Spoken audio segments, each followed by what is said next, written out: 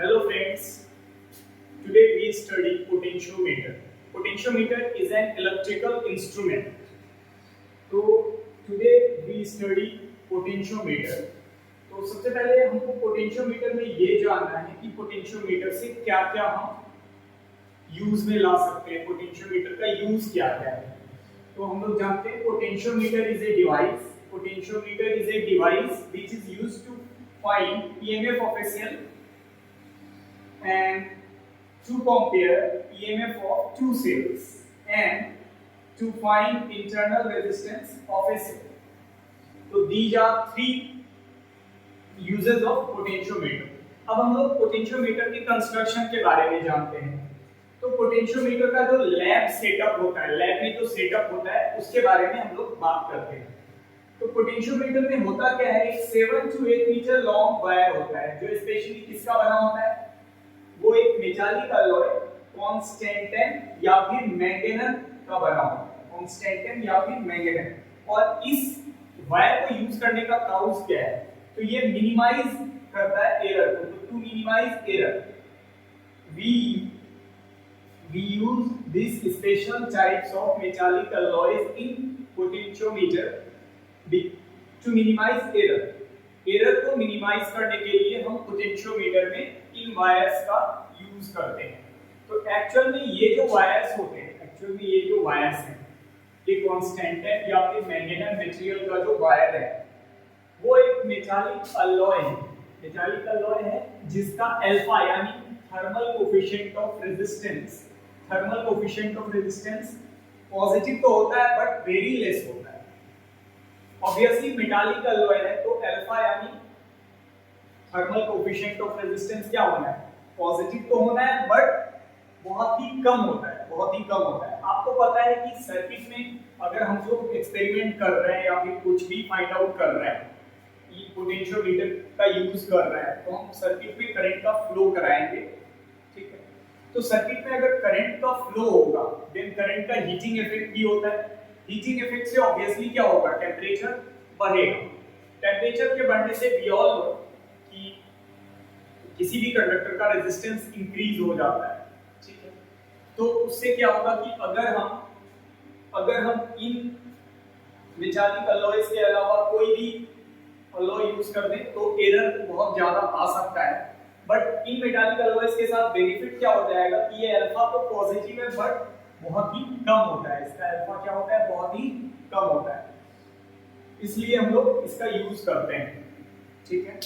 तो इन metallic alloys का use क्यों किया जाता है, because of heating effect of current.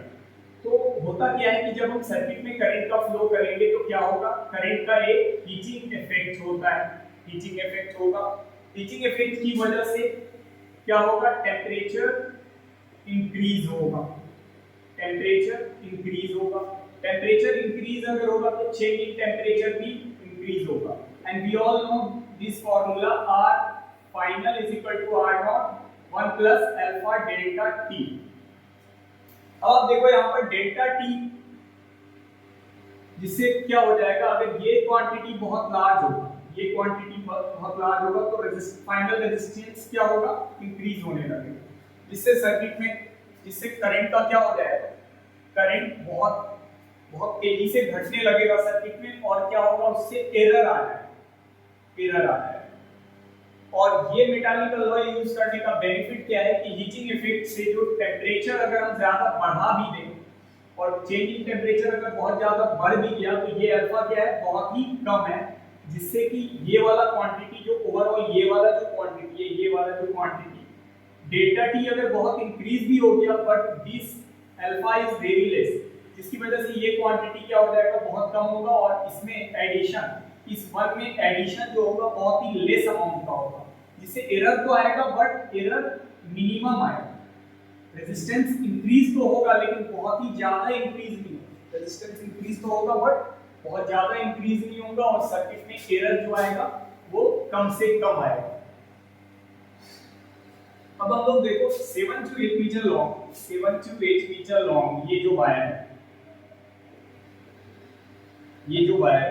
ये तो बहुत ही लंबा हो जाएगा किसी भी सेटअप के लिए, क्या है, बहुत ही लॉन्ग है।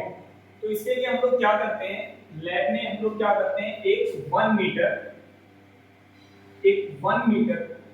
मीटर लॉन्ग एक वुडन प्लांक ले लेते हैं।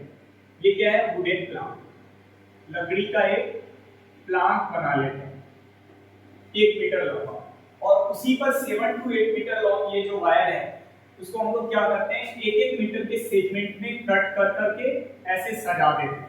ठीक है, ऐसे हम लोग क्या करते हैं, सजा देते हैं इसी टेबल पर, और उसके बाद उस सेगमेंट्स को कनेक्ट करने के लिए हम लोग इसका यूज करते हैं, ये जो ब्लू स्ट्रिप्स आपको दिख रहा है, ये ब्लू पेन से, ये ब्रास स्ट्रिप होता है। ये क्या होता है, ब्रास स्ट्रिप। इसका रेजिस्टेंस लगभग नेग्लिजिबल होता है, उसी से हम क्या करते हैं, सारे सेगमेंट को कनेक्ट कर देते हैं एक दूसरे से, और इन वायर्स के एंड पे हम लोग दो बाइंडिंग स्क्रूज लगा देते हैं। ये बाइंडिंग स्क्रूज आपको दिख रहा होगा, ये क्या है, बाइंडिंग स्क्रूज। तो ये तो पॉजिटिव है और ये इधर नेगेटिव है। तो ये वायर का इसमें नेगेटिव और इसको पॉजिटिव से कनेक्ट कर देते हैं, और फिर हम लोग एक्सपेरिमेंट प्रोसीड करते हैं।